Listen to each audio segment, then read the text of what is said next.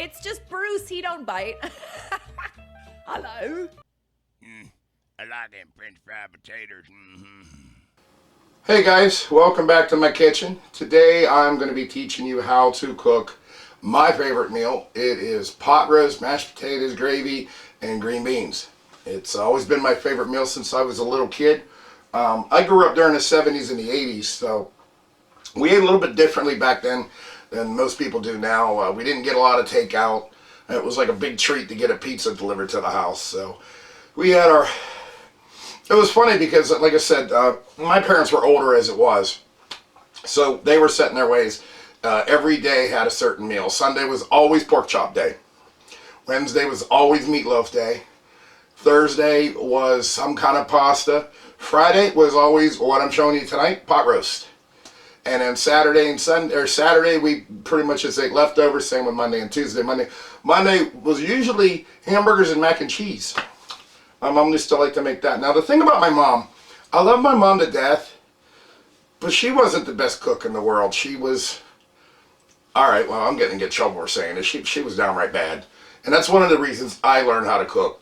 I remember whenever I turned 18, I went to culinary school. I came home and I started, well, I'm sorry, I take that back. I was 20 something when I went to culinary school. When I was 18, I got my first cooking job. And I would come home and I would, once in a while, cook for my dad. And then he realized like what good food was. So he'd always want me to cook. And my mom used to get so mad at me. But the pot roast was always something I grew up with. It was the one thing she didn't screw up too bad. She had a tendency to overcook it and it would come out really tough. But we still ate it, sopped it in gravy. And gravy's another thing. My dad used to make the gravy every time my mom would make pot roast. Now his gravy, to this day, was probably the best gravy I've ever had. And to this day, I still use my father's recipe. All the gravies and sauces I've learned throughout my career as a chef, going in and out of schools, different restaurants. My dad's beef gravy is still the best. And I'm going to show you how to do that at the end of the video after we cook the pot roast. And man, you can take the secret too. I do add a few new things to it that he didn't. But my wife has literally caught me doing shots of gravy out of the pan, standing here in my little tiny kitchen. So that's what we're going to do today. I just want to give you a quick history of why this is my favorite all-time meal. And I know it's very simple to make. You probably already know how to make pot roast, so you're probably not even watching the video. But if you are, do me a favor, give me a like and a comment, some encouragement. That's how I get paid. Just knowing people were out there interested and they encourage me so I can keep making more videos and having more fun, because that's why I do this. It's fun for me. I like to teach people. I obviously enjoy food. You guys have seen me, if you've been a follower of former fat guy in a tiny kitchen, you remember back when I was 300 some pounds, and you also were there when I got down to 187. And right now I'm about 225. I don't even care anymore. I love food. I'm still healthy. I'm not gonna let myself get back up to 300 pounds. I felt terrible, and that's a my decision.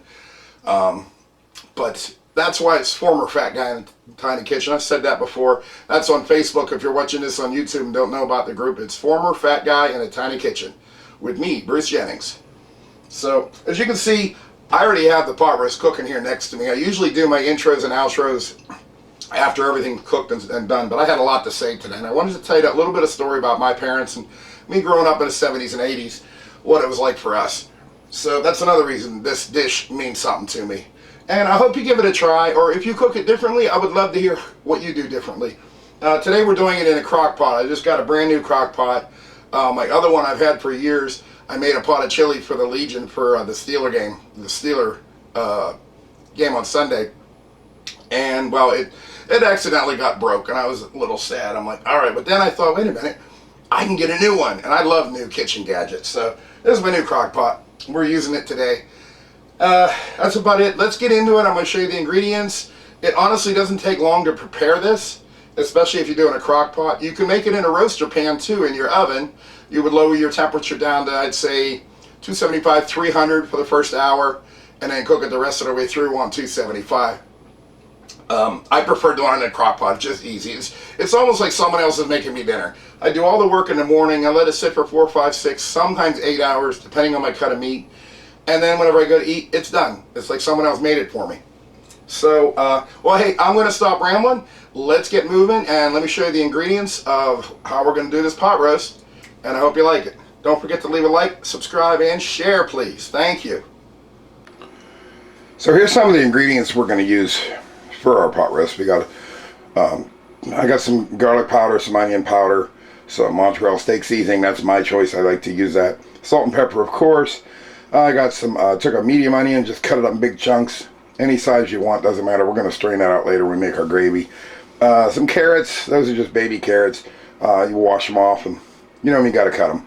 I got some beef broth there. It's about 3 cups. No special measurement.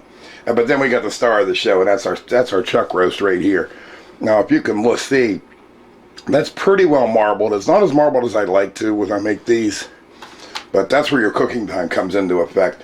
The less the marbling, the tougher it possibly could be. So hopefully we'll get a nice tender one out of this. I'm going to show you how to get started.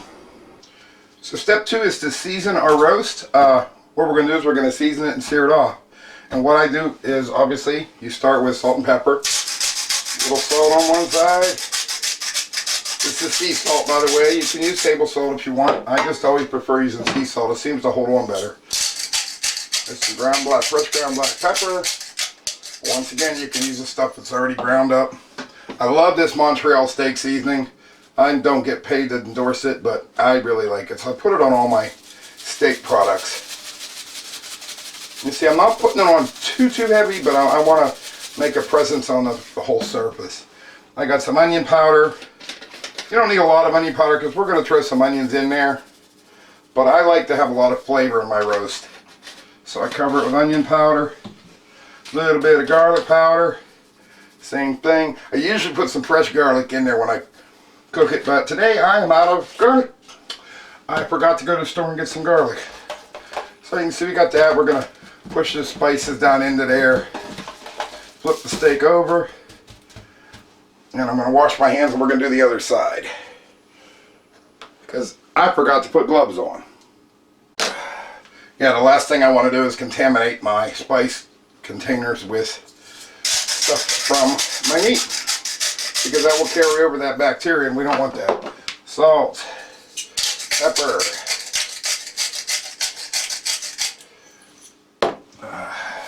steak seasoning,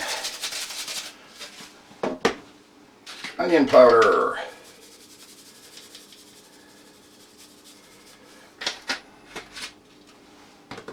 and garlic powder.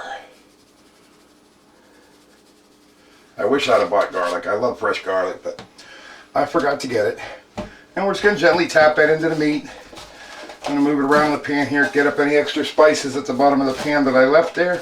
If you don't have a pan like this, you can use anything that it'll fit on. You can use a platter, a plate, or whatever. And there we go. There's our roast. It's ready for step 3, which is searing. And that's what I'm going to do as soon as I wash my hands again. So now we are ready to sear our roast before we put it in our crock pot or your roaster pan. If you're using a roaster pan, it's basically the same process, not much difference. In fact, I don't think there's any difference. So I got my pan nice and hot. Get your pan hot first. I'm going to put about 2 or 3 tablespoons of olive oil on this and let that heat up. You can use vegetable oil if you want to. You don't want to use a ton of oil because what we're actually doing is searing the outside so it'll hold the juices in while it cooks in our roaster pan or crock pot. Today, of course, we're using a crock pot. So I'm letting that oil heat up for just a second because, like I said, my pan was always hot. You don't want to start with a cold pan. It won't sear correctly. It'll still sear, but you'll notice it does get a lot oily. And we don't want that. We want a nice dry sear on all sides of this roast. And let's put that roast in there now and get it started. Always make sure you got a pan big enough to handle your roast. And this is what you want to hear. Listen to this. Yeah, you want to hear that nice sizzle.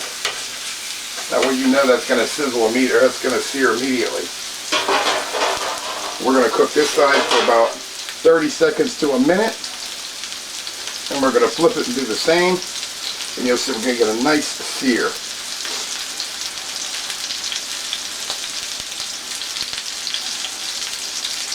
One thing I do want to say, I might have to turn on the hood fan. Sometimes when you do this, it will smoke up your kitchen if you're doing it right. And it also spatters and makes a mess on your stove. If that bothers you, you could always take it outside and do it on your grill, which I have done sometimes when the kitchen was clean. I'll take it outside, get my grill hot up, put a pan, this pan in here to go in the oven or the grill. It's been about a minute. I skipped through it a little bit when I added it, I hope. We're going to go ahead and flip this.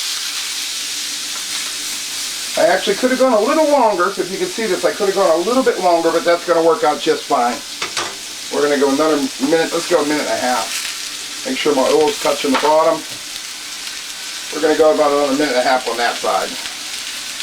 Okay, I let it go about 2 minutes on that side because I wasn't happy with how long the first side took. I do have my heat on medium. Yeah, see, this looks much better than the other side did. This boat's going to work, though. Now I'm doing the edges. Just want to get it right there on a hot spot of your pan. You don't have to do the edges for 2 minutes, but and give it a turn. Every edge you can find, you just kind of want to sear it as best as you can. If you miss a little spot, that's not going to hurt anything.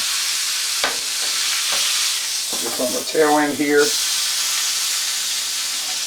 That's good enough. Now we're ready to go to the next step, which this is important. You see all that stuff on the bottom of the pan?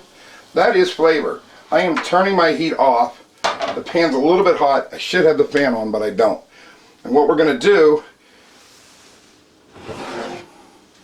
is we're going to do what's called deglazing this pan. I have my beef broth here, and I'm just going to pour just a little bit, maybe a half a cup on there. It's all going to go in a crock pot. That's about half a cup. And then I will take my favorite bamboo spatula, scrape up those drippings. Just give it a little stir, get the drippings off the bottom. I do like this pan because it's non-stick. Because these people should start sponsoring me for this stuff I'm using, because I have no problem telling you what kind I'm using. But this will work for any pan. So you could use an iron skillet, you could use a stainless steel pan I used in the last video. As long as it's big enough to hold your roast like we did today. So now we are going to move it to the crock pot. Now I have my crock pot has been preheating on high for about 15 minutes. I prefer to use a warm crock pot whenever I use it rather than stone cold. And we're going to take our beef. Now this is a brand new crock pot. I broke the other one. So I washed it out, of course. And lay our beef in there, nice and flat. Nice and flat on the bottom. Ooh, it's a little hot. Nice and flat on the bottom like that. My arm's in the way. And then those the drippings that we deglazed from the pan, we're going to pour that right on top of there. Scraping all those spices and flavor. There should have been leftover garlic in there, but I didn't go to the store. And then we got our carrots. Just dump them right on top. 1 medium onion chopped up in big chunks. Now normally I also would put a couple stalks of celery in there too. Guess what I forgot to get at the store? The celery. Now I'm going to put this beef broth in there too. The thing about the beef broth, now this will be different every time you do it. You don't want to cover your roast up. You just want to cover the bottom of the pan right up to the top. There. Right up to the top. You want your... Alright, this little bit can still fit there.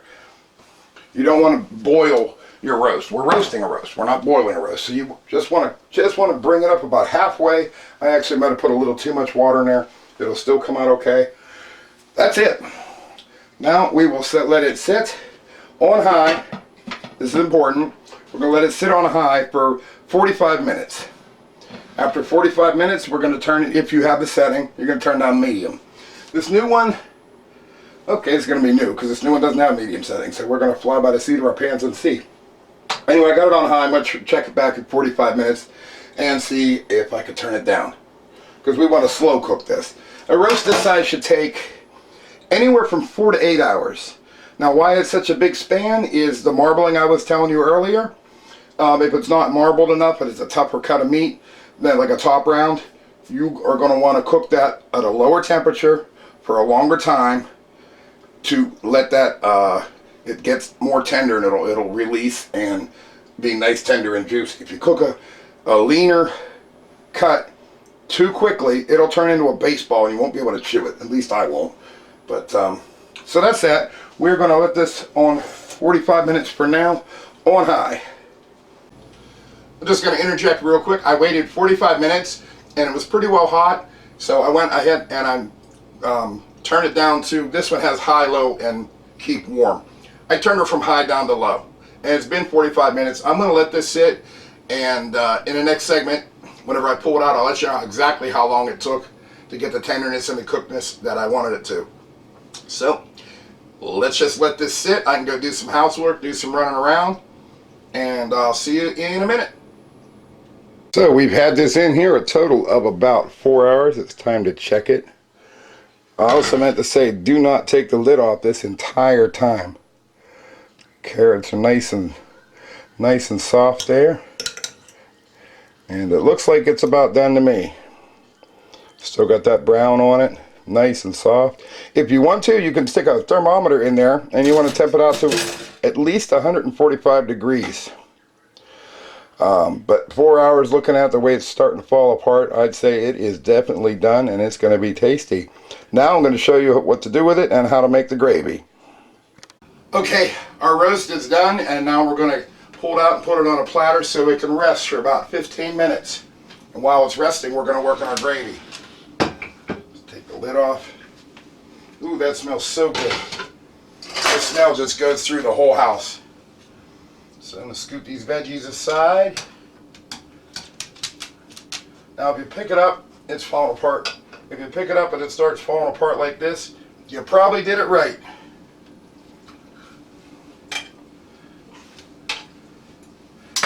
Veggies in there and everything. But check this out. This is what it looks like right out of the oven. Lighting's not that good where I'm standing, but that's it. I'm going to let that rest for about 15 minutes. And a good thing to do is to get a little bit of the juice, which I'm going to do right now. I'm just going to take a little bit of this juice, and I'm just going to put it on top here to keep it dry, or keep it wet, keep it from drying out, excuse me. Another good thing to do is to put a piece of aluminum foil on top of this to keep in the moisture. That way it won't dry out as quick. But I, again, don't have any aluminum foil. So we're going to sit it over here for about 15 minutes. Now we're going to show you how to do the gravy. Now this gravy is pretty straightforward. First we're going to strain out our vegetables from the juice left in the crock pot. And all we got to do with that is pour it through a strainer. Now that I finally got a proper strainer. If you saw my last video where I had to use a strainer, the one was getting away from me. I'm just going to pour my juice right through the strainer into this pot. This can go in the sink, clean that out real good. There's our vegetables. Some people eat them. I do like the carrots. I probably will eat a few of these. Carrots, onions, put them on the side as a side dish if you really want to, or just munch on them while you're working. So that's that. We got our juices in there. We're going to turn the heat on. I'm going to put it on high. I'm going to add a few things to this now. This is all our beef juice from the beef. The little bit of beef stock that we put in there earlier, which I did think I put a little too much on. I am going to add 3 tablespoons of butter. We're going to let that melt down. I'm also going to put in there, I like black pepper in this gravy. So this is pretty much up to your own taste. However much you want to put in there. I prefer a lot of it. Now I'm not adding salt at this point in time because there is salt in there from the beef stock and from the seasonings from the roast. So we'll add salt last. A couple gurgles of Worcestershire sauce. Try to say that 10 times real fast. And then I like using this. You don't have to. It's Gravy Master. It just makes your sauce a little darker so you can tell it's beef. That was about a teaspoon. And all I got to do now is let this boil to melt my butter. Like I said, it's on high. We're going to let that boil and come back to it. Okay, we're at a nice rolling boil right now. My butter has melted. All my seasonings are mixed in there. I decided that's not quite enough gravy for what I want, because for leftovers I like to make hot roast beef sandwiches. So I'm going to add a little more beef stock to it. And this is completely up to you. You can put as much in as you want to. The more you put in, the more gravy you're going to get. And I got to bring it back up to a boil too. Okay, once again I brought it back up to a boil after adding that beef stock. There is a difference between beef stock and beef broth. Beef stock is a little bit stronger flavor.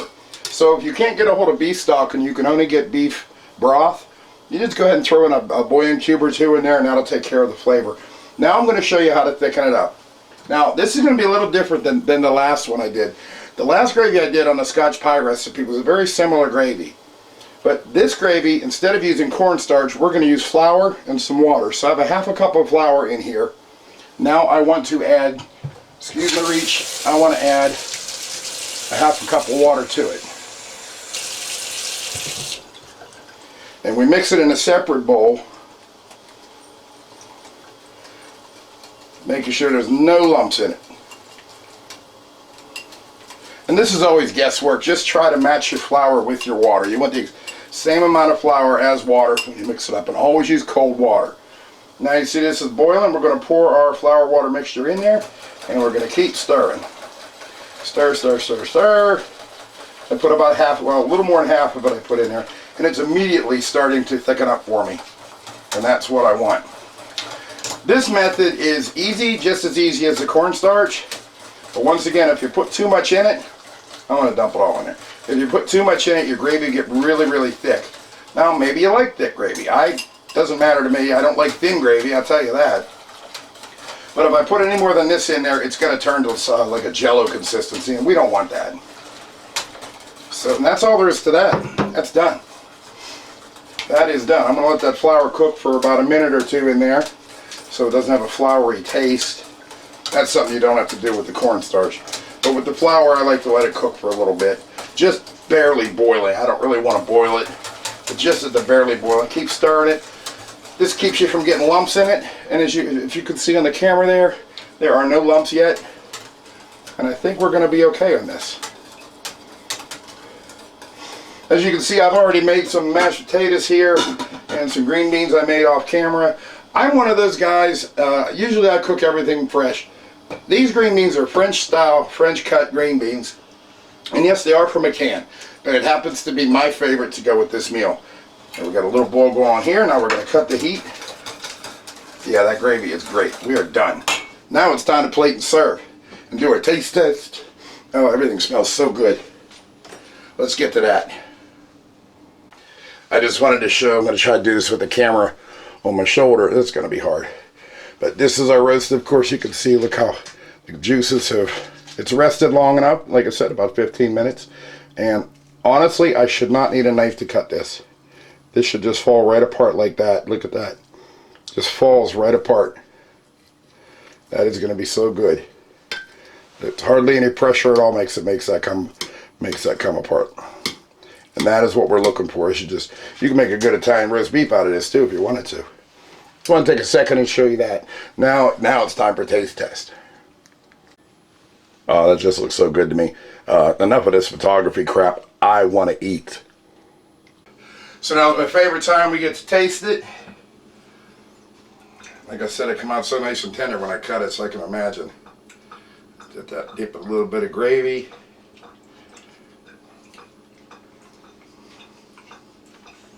Oh yeah, there it is.